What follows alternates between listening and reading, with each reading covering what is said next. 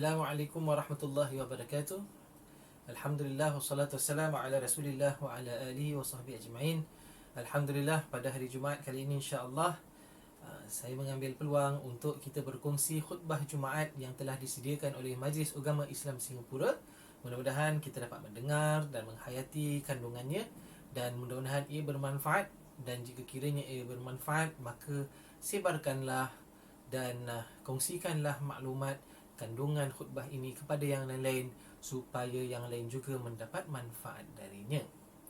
Jadi insya-Allah pada Jumaat kali ini dan insya-Allah Jumaat-Jumaat yang seterusnya akan dikongsi khutbah dan akan dibaca khutbah tersebut daripada tulisan Jawi untuk kita kongsi, untuk kita baca bersama dan untuk kita mengulang kaji tulisan Jawi yang pernah kita belajar dulu, ya. Ataupun ada yang di kalangan kita hendak mengetahui dengan lebih lanjut bagaimana hendak membaca Jawi dan mengenal tulisan ketamadunan alam Melayu ini, bolehlah bersama-sama dengan saya selepas khutbah nanti untuk Jumaat Jawi Santai. Baiklah, kita akan bermula dengan perkongsian khutbah. Alhamdulillah, alhamdulillahilladzi ja'ala li siyami ramadana ajran karima wa anzala fihi al-Qur'ana kitaban 'azima. Asyhadu an la ilaha illallah wahdahu la syarika lah wa asyhadu anna Muhammadan 'abduhu wa rasuluh kana bil mu'minina raufan rahima. Allahumma salli wa sallim ala sayyidina Muhammad wa ala alihi wa ashabihi tasliman katsira. Amma ba'd, fa ya ibadallah ittaqullaha haqqa tuqatih wa la tamutunna illa wa antum muslimun. Saudara-saudara sidang Jumaat yang dirahmati Allah, bertakwalah kepada Allah Subhanahu wa taala dengan sebenar-benar takwa, berusahalah untuk melaksanakan segala perintahnya dan jauhilah segala larangannya. Sering kita dengar bahawa Islam ini adalah agama rahmah, agama kasih sayang, bahawa Allah adalah Tuhan yang bersifat Maha Pengasih, Maha Penyayang. Kita juga diajar bahawa Nabi kita Muhammad sallallahu alaihi wasallam diutus oleh Allah sebagai rahmat kepada seluruh alam. Dan umatnya ini dituntut untuk saling berkasih sayang di antara satu dengan yang lain. Di dalam Ramadan ini juga terdapat Lailatul Qadar, malam agung yang penuh diisi dengan rahmah dan pengampunan Allah Subhanahu wa taala. Kita juga diingatkan akan kelebihan Al-Quran dan sempena menyambut malam nuzulul Quran yang akan berlangsung esok. Kita diingatkan bagaimana pada Ramadan diturunkan Al-Quran, kitab yang dipenuhi dengan ayat-ayat cinta Allah untuk hamba-hambanya. Pernyataan-pernyataan ini sudah sekian lama kita dengar dan berulang kali sudah kita diingatkan. Jika kita jelas memahami betapa rahmah itu merupakan nilai teras di dalam akidah dan pegangan agama kita, maka sewajarnya kita bersyukur kepada Allah Subhanahu wa taala kerana dianugerahkan keistimewaan menjadi umat Islam yang seharusnya membuat setiap muslim berbangga kerana agamanya ini adalah agama kasih sayang. Justru itu, seorang muslim akan sentiasa berusaha gigih untuk melenturkan hatinya dengan haruman cinta yang mekar mewangi, menghiasi kedua-dua hubungannya dengan Allah dan dengan sekalian makhluk ciptaan Allah. Saudara-saudara yang dirahmati Allah, kita dan seluruh umat manusia di dunia pada hari ini sedang melalui hari-hari yang getir dan sukar. Penularan wabak hampir ke semua negara di dunia ini telah meragut ratusan ribu nyawa dan menjangkiti jutaan manusia. Mungkin ada sebahagian orang yang mempersoalkan apakah masih ada rahmah Tuhan sedangkan dunia dirundung malang dan begitu ramai manusia menderita. Allah Maha Pengasih dalam mengatur kehidupan hamba-hambanya dan Maha Bijaksana dalam menentukan qada dan qadarnya. Sama ada takdirnya itu berupa sesuatu yang menyenangkan maupun yang ditakdirkannya itu mengakibatkan kesukaran. Rahmah Allah tetap terpancar di sebalik musibah yang melanda. Bagi yang ditimpa keperitan, Allah mencurahkan rahmah kepadanya dengan mengangkat darjatnya dan memuliakan kedudukannya di sisi Allah Subhanahu wa taala. Jika ujian itu berjaya dihadapinya dengan ketabahan di dalam hati, rahmah Allah tetap ada, kerana kesulitan yang melanda biasanya menjadi pendorong untuk seorang hamba kembali mendekatkan diri kepada Tuhannya, pasrah memohon pertolongan dan perlindungannya dalam keadaan merendahkan hati, mengakui kelemahan dan kekurangan diri. Dan Allah amat mengasihi hamba-hambanya yang berdoa, bermohon kepadanya. Kerana itu adalah tanda keimanan yang ada di dalam dada. Masih subur rahmah Allah untuk insan yang dilanda musibah. Kerana secebis ujian yang diturunkan itu adalah kerana Allah ingin dia bangkit, memperbaiki diri dan hidupnya, sehingga mampu menjadi insan yang lebih baik, lebih kuat dan lebih mulia di akhir perjalanan musibahnya itu. Namun saudaraku yang dirahmati Allah, hanya hati yang celik dengan cahaya keimanan sahaja yang akan dapat menyaksikan kasih sayang dan rahmah Allah di sebalik ujian. Sedangkan bagi mereka yang hatinya mudah tergugat kerana imannya yang lemah, akan melihat setiap ujian itu bagaikan bala yang hanya membuat hidupnya sengsara. Oleh itu, saudaraku yang dirahmati Allah, jangan sesekali kita hilang pedoman di dalam menghadapi apapun kemungkinan di dalam hidup ini. Jadikan pegangan dalam hidup kita seperti mana firman Allah Subhanahu wa taala dalam surah Az-Zumar ayat yang ke-53. A'udzubillahi minasyaitonirrajim. Bismillahirrahmanirrahim. Qul ya ibadiyalladzina asrafu ala anfusihim la taqnatu min rahmatillah innallaha yaghfirudz dzunuba jami'a innahu huwal ghafurur rahim. Sadaqallahul azim. Yang bermaksud, katakanlah, wahai hamba-hambaku yang melampaui batas terhadap diri mereka sendiri, janganlah kamu berputus asa daripada rahmat Allah Subhanahu wa taala. Sesungguhnya Allah mengampuni dosa-dosa semuanya. Sungguh Dialah yang Maha Pengampun, Maha Penyayang. Subhanallah. Bayangkan saudaraku yang dirahmati Allah, sedangkan orang yang telah melampaui batas dan bergelumang dengan dosa itu pun digesa agar jangan berputus asa terhadap rahmah Allah. Ini kan pula yang diuji oleh Allah dengan ujian yang akan mengangkat kemuliaan dirinya. Saudara-saudara yang dirahmati Allah, orang-orang yang diuji dengan musibah itu masih tetap dilimpahkan rahmah Allah walaupun terasa peritnya. Ketahuilah saudara, bahawa mereka yang zahirnya terlepas daripada musibah tersebut sebenarnya turut diuji Allah. Sama ada mereka sudi menghulurkan rahmah dan keihsanan kepada mereka yang sedang dalam keperitan. Kita sudah pun melihat kesan wabak ini ke atas ekonomi negara. Malah seluruh dunia, ramai daripada warga dunia terjejas termasuk masyarakat setempat. Dan keadaan dijangka akan menjadi lebih mencabar dalam beberapa bulan mendatang. Di sinilah terletak ujian untuk kita. Suburkanlah rasa kepedulian terhadap mereka yang sedang dan akan bergelut dengan kesukaran hidup. Kejayaan kita bukan hanya dengan mengelakkan diri dan keluarga daripada dijangkiti penyakit, tetapi kita juga mesti berusaha untuk mengelakkan hati daripada menjadi beku lantaran tidak memiliki sifat rahmah. Bahkan memikirkan kepentingan diri dan keluarga sendiri sahaja sebenarnya bukan ciri orang yang beriman. Rasulullah sallallahu alaihi wasallam telah memberi amaran tegas dengan sabdanya yang berbunyi, "Man la yarhamun nas, la yarhamuhullah." Yang bermaksud, sesiapa yang tidak memiliki rahmah terhadap manusia, maka dia tidak akan dirahmati Allah. Muttafaqun alaih. Ayuh saudara, kita rebut peluang Ramadan ini untuk mengasihi dan mengasihani semua yang berhak menerima sentuhan rahmah dan keihsanan kita. Ganjaran pahala yang dijanjikan Allah amat besar sekali. Kerana bulan ini adalah bulan rahmah dan berkah darinya, maka tunaikan kewajipan zakat anda, sama ada zakat fitrah maupun zakat harta. Hulurkan bantuan dan sedekah kepada yang memerlukan. Semoga kita dianugerahkan Allah kekuatan hati dan kejernihan jiwa di bulan yang mulia ini untuk meraih cintanya. Amin ya rabbal alamin.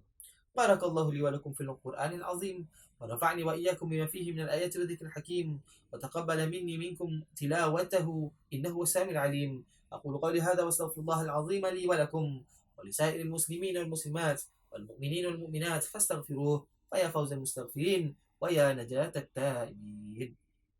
Assalamualaikum warahmatullahi wabarakatuh. Alhamdulillah. Dan selepas ini rancangan yang seterusnya adalah Jumaat Jawi Santai. Saksikanlah. Assalamualaikum.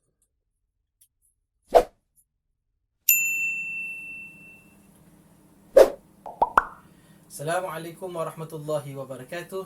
Alhamdulillah. Pada kali ini insya-Allah kita berada di dalam satu sesi baru yang dinamakan sebagai Jumaat Jawi Santai. Jadi program dia dimulakan dengan baca khutbah, dengan khutbah yang ditulis dengan tulisan Jawi yang disediakan oleh Majlis Agama Islam Singapura. Mungkin ada sebahagian yang dah tahu, mungkin ada yang tak tahu. Tulisan Jawi masih lagi digunakan di Singapura dan digunakan juga oleh asatizah kita dalam membaca khutbah dan dalam benda-benda yang lain jugalah. Jadi Jawi ini masih lagi dipakai sampai sekarang kerana ada kelebihan dan ada keistimewaannya. Nanti kita akan kongsi dalam sesi ini. Sesi ini akan dipecah dalam beberapa pecahan, seperti contoh sejarah dia, kemudian sedikit, semuanya asaslah sedikit mengenai huruf-hurufnya, kemudian bagaimana kita nak tulis, bagaimana kita nak membaca. Ini semua mudah-mudah lah insya-Allah. Dan kenapa diadakan sesi ini, ini Jumaat Jawi Santai ni, dan kenapa pula dipilih Jawi pula ni untuk kita kongsi bersama dalam video Masjid Ahmad Ibrahim ni. Sebab kita tahu telah banyak ada program-program yang bermanfaat di luar, seperti contoh mempelajari fiqh, Ramadan, puasa, zakat, solat dan macam-macam lagi video-video yang bagus-bagus yang dikeluarkan oleh asatizah kita di luar. Jadi dalam banyak-banyak tu kira ada pilihan lah. Ada yang buat video pasal Islam, agama, ada yang buat video pasal masak. Jadi Masjid Ahmad Ibrahim memandangkan masjid kita ni macam kampung sikit. Jadi kita adakan sesi mengetahui, mengenali Jawi. Jawi.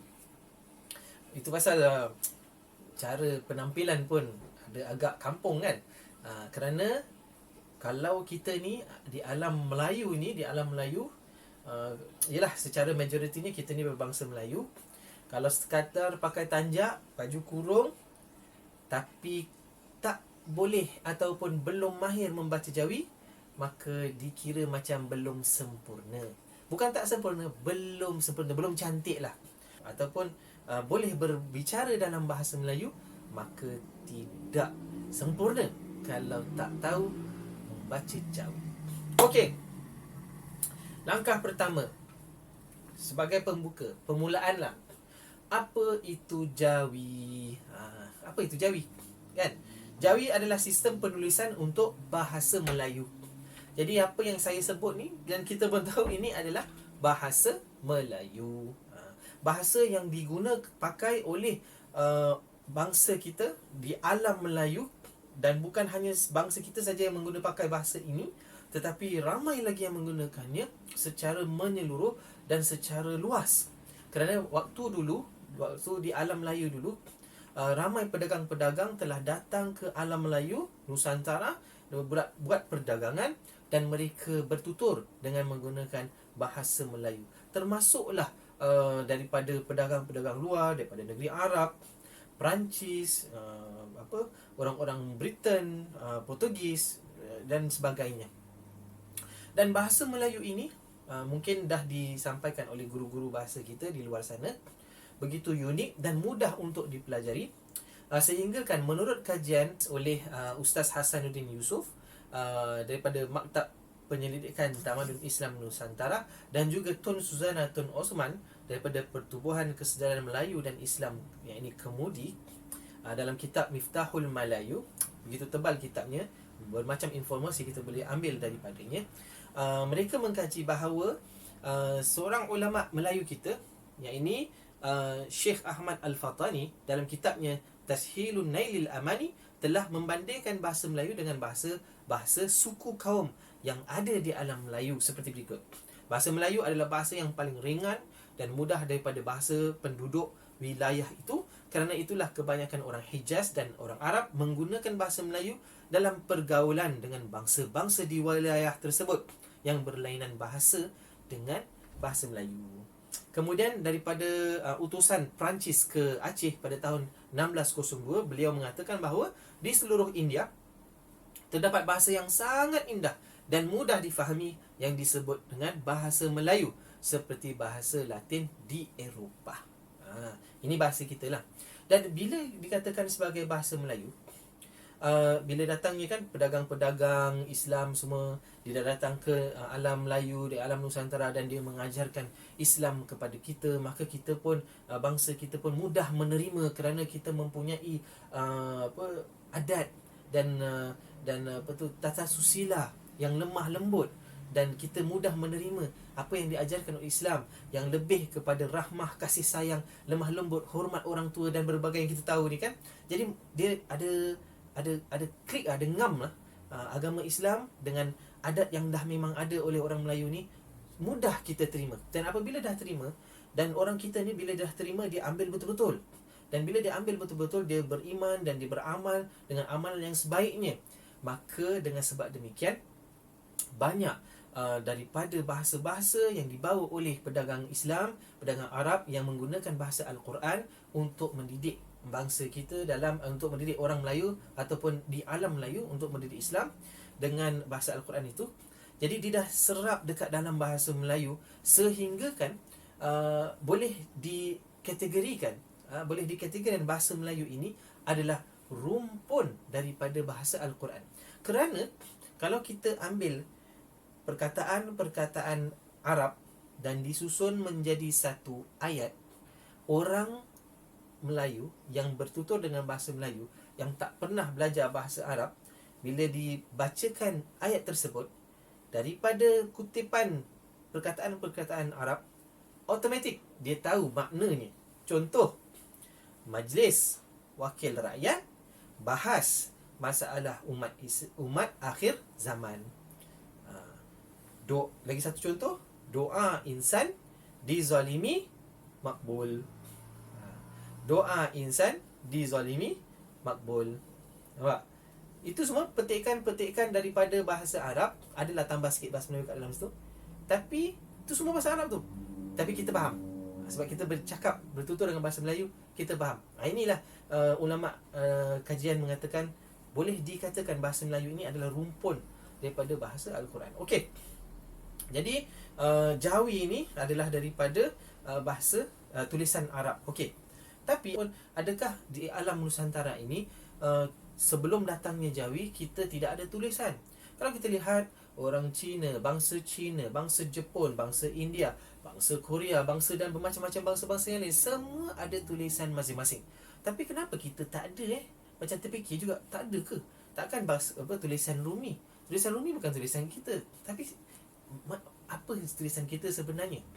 Mengikut kajian, sebelum datangnya Islam dan sebelum adanya tulisan Jawi di kalangan di dalam alam Melayu, kita menulis dengan dua jenis tulisan. Yang pertama, tulisan Sanskrit, dan yang lagi satu nama dia Palava. Palava bunyi macam makan lah, tapi dia Palava, tulisan Palava. Okey, kalau kita tengok dekat dalam gambar ni, inilah dia bentuk-bentuk tulisan lama kita, tulisan Sanskrit dan tulisan Palava. Nampak macam gitulah keadaan dia, macam cacing pun ada. Tapi inilah yang pernah digunakan oleh moyang datuk nenek dulu-dulu sebelum datangnya Islam. Sebab seperti mana kita ketahui, agama orang-orang kita, orang-orang lama dulu sebelum datangnya Islam, ada yang beragama Hindu dan ada juga beragama yang dikatakan dan diselidiki agama macam alami, macam Red Indian gitulah, alam gitu, macam roh inilah, roh itulah, macam gitulah. Tapi nak bincang panjang tak payahlah, kita ambil sikit je berkaitan dengan tulisan ni. Okey, tulisan Sanskrit dan tulisan Palava. Okey, jadi macam mana kita boleh dapat ni Jawi? Pedagang Islam tiba ke rantau ini menyebar agama Islam dan tulisan Arab. Tulisan Arab diajar kepada mereka yang memeluk agama Islam, terutama dalam membaca Al-Quran dan solat. Tak lama kemudian masyarakat Melayu mengubah suai tulisan Arab ke dalam bahasa Melayu lisan kita, dan ia ditulis dari kanan ke kiri. Dan kelebihannya, kita orang Melayu ini menambah 5 huruf tambahan. Kalau akhir-akhir ini ataupun abad ke-20 ditambah lagi 1 huruf dan jadikan 6 huruf tambahan di dalam huruf asal bahasa Arab, tulisan Arab. Apakah tulisan-tulisan, bagaimana bentuk tulisannya? Mari kita tengok gambar yang seterusnya. Okey. Bagi yang dah belajar baca Iqra kan, baca Al-Quran, kenal lah. Ini bagi yang baru nak membaca, okey, no problem, kita tengok sama-sama. Okey, ini adalah huruf-huruf bahasa Arab yang mana kita nampak bulat-bulat tu semua adalah tambahan di dalam bahasa Arab untuk menyesuaikan dalam pertuturan bahasa Melayu. Kalau kita tengok alif, ba, ta, tha, jim, ha, kha sampailah habis, yang ditambah huruf cha, huruf nga, huruf pa, huruf ga, huruf va dan huruf nya. Okey, va ni ni baru. Dulu masa saya belajar dulu tak ada huruf va. Tapi dah dekat akhir-akhir tahun 90-an gitu.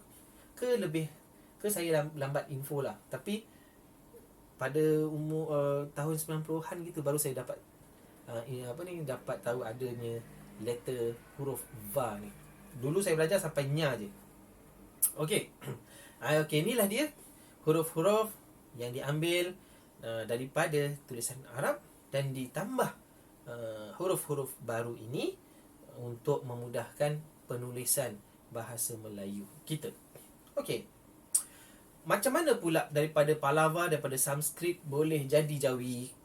Berbanding dengan tulisan Palava, Jawi diterima oleh seluruh lapisan masyarakat pada waktu itu. Ia digunakan untuk menterjemahkan kitab dari bahasa Arab ke bahasa Melayu. Macam tadi saya katakan, dia adalah rumpun bahasa Al-Quran. Orang mudah faham, pindahkan aja automatik dah faham, dah tahu dah. Ia juga digunakan oleh Kesultanan Melaka, Johor, Brunei, Sulu, Patani, Aceh, Singapura dan seluruh Kesultanan Melayu lah di alam Melayu ini. Dan surat diraja, undang-undang, puisi, lambang budaya dan tahu Melayu digunakan tulisan Jawi. Saya pernah pergi pameran yang dianjurkan oleh National Library berkaitan dengan tulisan-tulisan persuratan Melayu di kalangan raja-raja di alam Nusantara ini, dan juga suratan yang diutus kepada Stamford Raffles dan orang-orang lain yang datang menjajah alam Melayu. Mereka menggunakan tulisan Jawi untuk buat utusan lah, memerintah ke, meletakkan hukum ke apa ke. Wah, Masya Allah. Dan sangat cantik susunan mereka menulis puisi, syair dan juga surat rasmi.